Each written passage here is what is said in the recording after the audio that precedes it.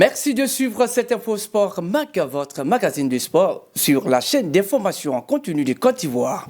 Et démarrons par le tournoi de l'amitié sino-ivoirienne de tennis de table qui s'est tenu au Palais des Sports de Trècheville le mercredi 4 février 2026.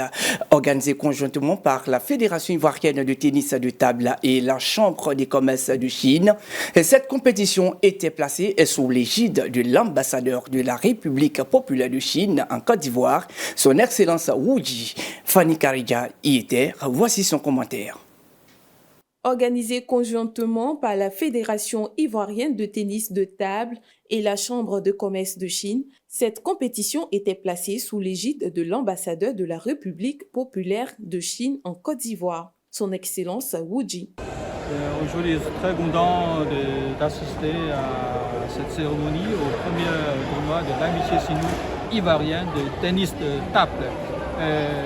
Je félicite tout d'abord sincèrement tous les lauréats et tous les participants. Cette année marque le 70e anniversaire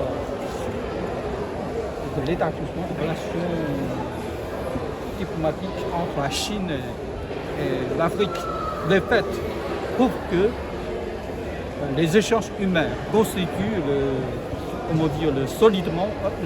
fondement le plus solide. C'est d'abord une fierté d'avoir été choisi par l'ambassade de la République populaire de Chine en Côte d'Ivoire en collaboration avec la Chambre de commerce des entreprises chinoises pour ce premier tournoi de l'amitié sino-ivoirienne. Le tennis de table est un sport majeur en Chine. En Côte d'Ivoire, on est aussi dans une politique de développement, d'émancipation de la discipline. Donc pour nous, c'est une plateforme qui nous permet aussi d'avoir de la visibilité et de renforcer les liens aussi d'amitié, de fraternité avec nos partenaires et amis chinois. À l'issue d'une rencontre âprement disputée, le quatuor composé de Melissa Wang Wiji, Camille et Liu Sunyang s'est imposé face à la Team 3 formée de Ouattara Youssouf, Iyung, Abou Stéphane et Doumou Shenk sur le score de 2-1. Aujourd'hui, mon équipe vient de remporter la victoire et je voudrais demander que cela se reproduise encore parce que c'est une grande première de la collaboration Chine et Côte d'Ivoire. Voilà, donc ça a été une joie pour nous de voir que nous pouvons collaborer.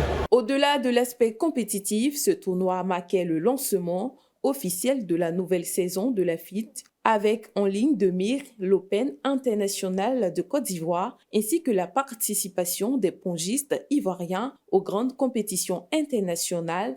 La Corse Foot Academy poursuit son engagement en faveur de la jeunesse africaine. Et ce mardi, au plateau, la structure a animé une conférence de presse pour annoncer le lancement de la 3e édition de son programme de détection et de formation prévu en février 2026 en Côte d'Ivoire et au Bénin. Steve Mandoya a suivi pour nous. Voici son reportage commenté par Diandi Minikai. La Corsair Foot Academy poursuit son engagement en faveur de la jeunesse africaine. Ce mardi au plateau, la structure a animé une conférence de presse pour annoncer le lancement de la 3e édition de son programme de détection et de formation prévu en février 2026 en Côte d'Ivoire et au Bénin. Porté par l'association Bicom et soutenu par la compagnie aérienne Corsair, l'académie mise sur le football comme outil d'inclusion sociale, d'éducation et d'excellence sportive. L'objectif, détecter les talents, mais surtout accompagner les jeunes dans leur construction humaine et citoyenne. Corsair Foot Academy, c'est un projet qui allie le foot, mais en même temps l'homme, le football et l'homme, j'ai envie de dire, le football et l'humain. C'est un projet à la fois social et sociétal qui vise à aider les enfants d'aujourd'hui à être les hommes de demain. Et je viens permettre à des enfants qui n'ont pas forcément accès à des structures ou encore des footballeurs professionnels, de leur permettre de jouer au football, parce que c'est d'abord ce qu'ils aiment faire, et ensuite de prendre plaisir à le faire. Et pourquoi pas, si jamais ils présentent du potentiel, et bien d'aller un peu plus loin dans la démarche, c'est-à-dire de leur permettre d'aller faire des essais dans des clubs ou encore de venir faire un grand essai au mois d'avril prochain, parce que nous avons une session également qui va se dérouler dans l'Hexagone en France. Donc au mois d'avril prochain, les 9 10 et 11 avril prochain. En Côte d'Ivoire, les présélections auront lieu le 11 février à Abidjan, suivi des stages les 13 et 14 février au Temple du Foot à Kouédo. Au Bénin, les jeunes seront évalués à Abomey-Calavi du 18 au 20 février 2026. Encadrés par d'anciens joueurs internationaux et des techniciens expérimentés, les participants bénéficieront d'un suivi sportif, mental et éducatif de haut niveau. Donc, ce qui m'amène aujourd'hui à amener une expertise et une expérience de l'entraînement et aussi du foot avec ses échecs, ses réussites. Et je vais amener apporter pendant les quelques jours à Abidjan pendant le stage avec les petits Ivoiriens, c'est surtout beaucoup de techniques, de discipline et la préparation mentale, puisque c'est mon métier aujourd'hui, d'accompagner des sportifs de haut niveau. Puis des stages, les meilleurs profils pourront recevoir un appui concret, aide à la prise de licence sportive, dotation en matériel scolaire et pour certains, une opportunité de poursuite de parcours en Europe dans un cadre légal et sécurisé. Et c'est surtout ça, apporter mon expérience, mon vécu, que j'ai eu en tant que joueur et en tant que jeune joueur aussi, parce que on vient des Antilles c'est un peu comme l'Afrique. Hein. Moi je suis parti de chez moi, j'avais 13 ans, et comme a dit Steve tout à l'heure, c'est surtout le mental. Une fois que je suis parti de chez moi, je me suis dit, il faut que je sois professionnel. Et c'est ce que j'ai fait. Point d'orgue du dispositif, un stage de haut niveau en Île-de-France en avril 2026, en présence de clubs professionnels français et européens. Une nouvelle étape pour faire du talent africain une réussite durable sur le terrain comme en dehors. Le Stade d'Abidjan, champion de Côte d'Ivoire, la saison dernière se professionnalise. Il vient de s'offrir 2 terrains d'entraînement à Jacquesville. Le premier entraînement s'est déroulé ce week-end et voici notre reportage qui est commenté par Déandi Nilekaï. Le conseil d'administration du Stade d'Abidjan vient d'offrir 2 nouveaux terrains d'entraînement à l'équipe. Une initiative forte qui traduit l'ambition des dirigeants de créer des conditions de travail optimales pour les joueurs et le staff technique. La première séance d'entraînement sur cette nouvelle pelouse s'est déroulée ce week-end pour le plus grand plaisir de l'entraîneur. Je tenais à remercier au nom des joueurs et du staff technique notre président, le PCA, M. Sidibé, pour l'outil de travail qu'il a mis à notre disposition. On a la chance d'être dans un super cadre. On profite de vraiment 2 super terrains, un synthétique nouvelle génération et une pelouse qu'on va améliorer une fois que tout sera définitivement installé.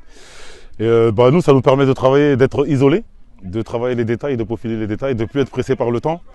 Et surtout, on a notre cadre, c'est chez nous. Et comme vous pouvez le voir, là, on est dans un super cadre, on a la mer à 400 mètres, même pas. Donc voilà, c'est vraiment, tout est bénéfique pour nous.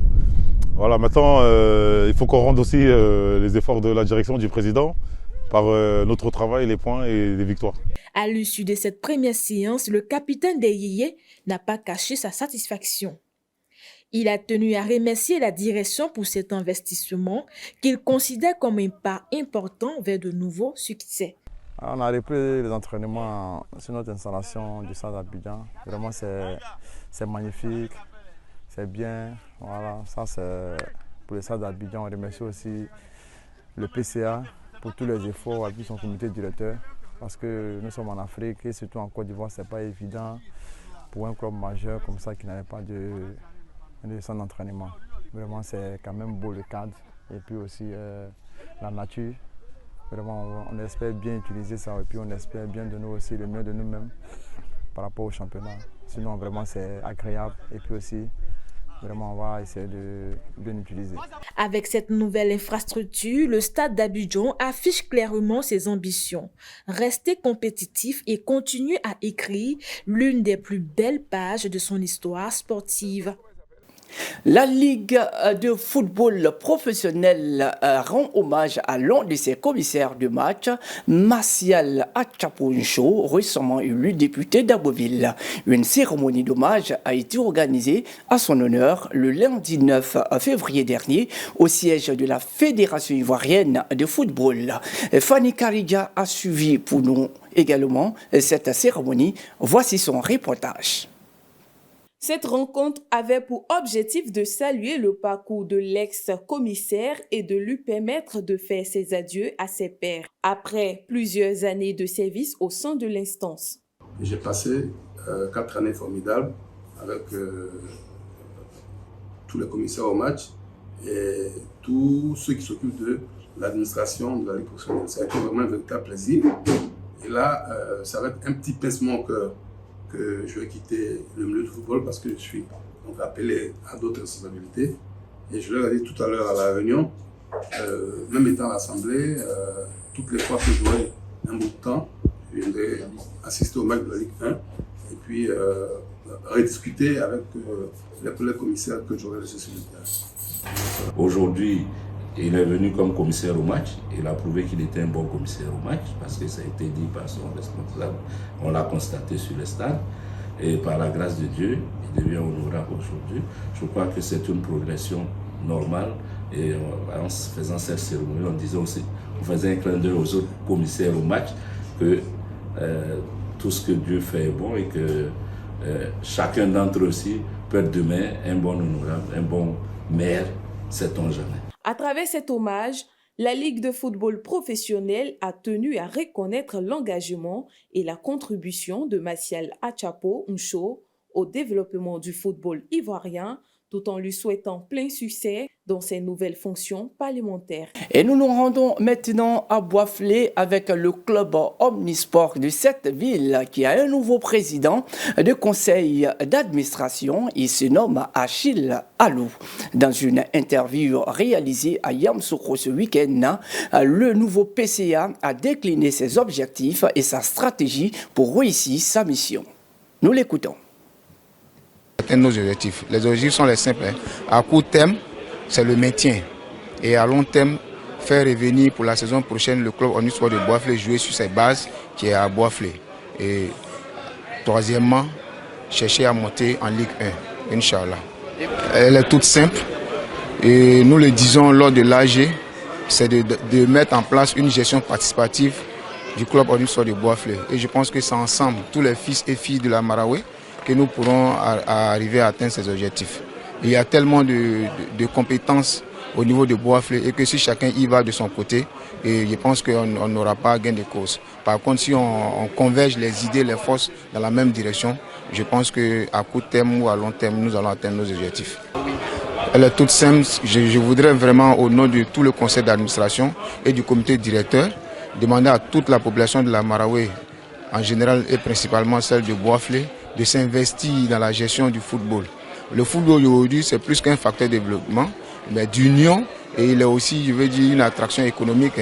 Alors, donc, je pense que si on s'y met et qu'on arrive vraiment à atteindre l'objectif, demain, forcément, la Maraoué va vibrer avec le grand bonheur. Avant même de lancer un message aux cadres, je voudrais d'abord remercier tous ces cadres-là qui nous soutiennent et qui continuent de nous soutenir. Je vais parler bien évidemment de son Excellence M. Epiphane Zoro Bibalo, président de la Haute Autorité de la Bonne Gouvernance, président élu du Conseil régional de la Maraoué, M. Yao Etienne, le maire de la commune de Boisflé, mon ami et frère, l'honorable Kone Isiakadi Chiko, et l'honorable Adama Kone, qui ont toujours mis les moyens à disposition du club omnisport de Boisflé et vraiment pour aller de l'avant.